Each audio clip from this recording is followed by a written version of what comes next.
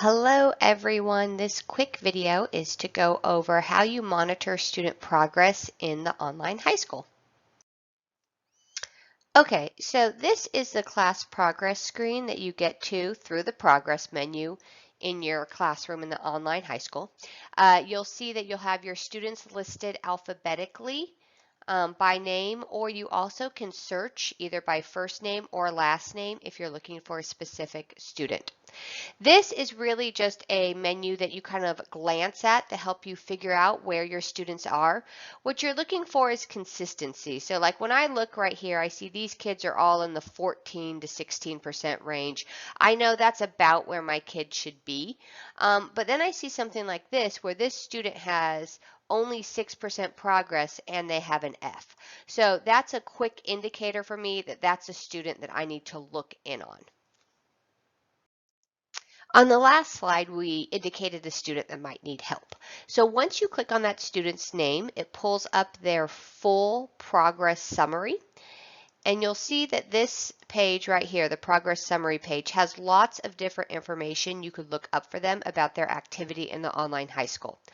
I find the summary tab the most helpful because when you scroll down here under content, it's going to show you time spent in class, and if you click this little arrow, it'll show you time spent on individual lessons as well as the date. So if you want to know what work they have done recently or how much time they have spent, you can click this arrow and it will give you those details. The reason why the time spent is helpful is because, again, you're just looking for any indicators of why a student might be struggling. So the rule of thumb at NCVA is that every student spends time in every class every day. So this number should kind of coincide with how many days of school we've been in. So if we've been in school 10 days, and let's say a student is spending anywhere from 30 minutes to an hour working on lessons, then their hours should be somewhere between 5 and 10 hours.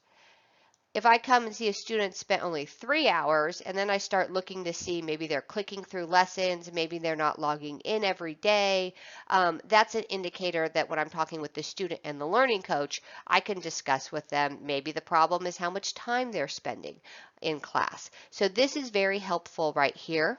The other thing that's helpful about this menu is these arrows. So you can click from one student to the next by using this. So if you just want to quickly go through all your students and maybe see the time spent by every student, you can just use these little arrows to click to the next student and the next student.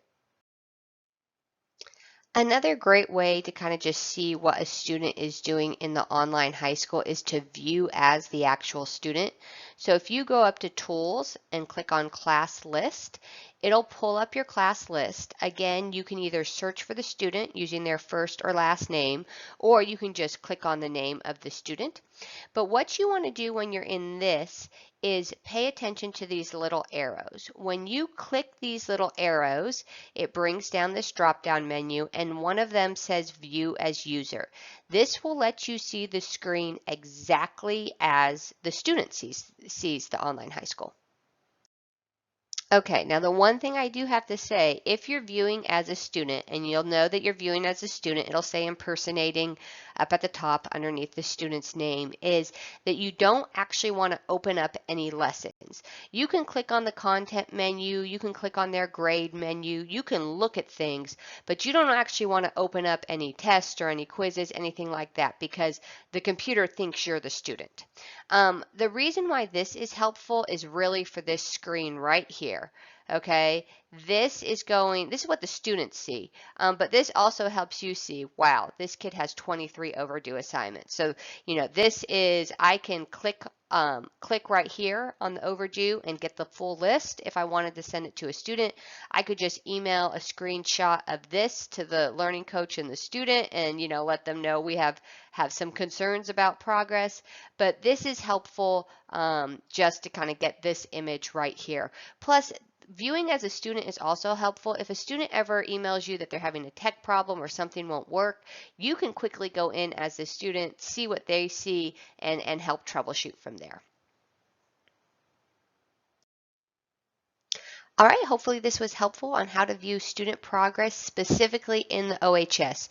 We do have other tools like the tracker, which is a whole nother recording for a whole nother day. But when you're looking in the OHS, these are the best ways that you can monitor student progress. Thanks so much for your time.